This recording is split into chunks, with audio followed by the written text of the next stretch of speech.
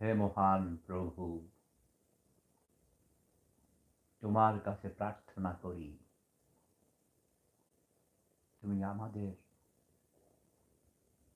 শান্তি দাও।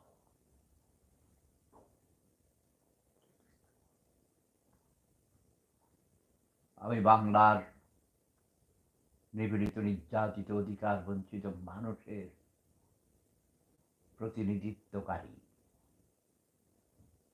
আমরা শান্তি চাই। আমরা বিশ্বের শান্তিকামী মানুষ। আমরা শান্তি চাই। আমরা দুবেলা দুমুঠো নিজেরা রোজগার করে নিরাপদে থেকে খেয়ে পরে বাঁচতে চাই।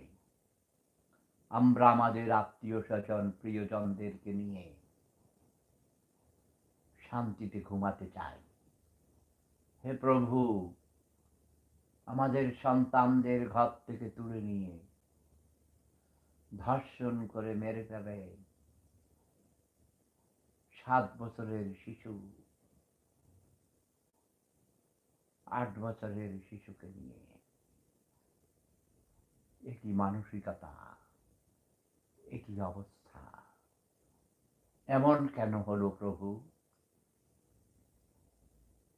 আজ দেশে কোনো আইন শৃঙ্খলা নেই, মানুষের জানমালের নিরাপত্তা নেই। ওইসব ক্ষমতালিপ্সু, ওইসব বারবার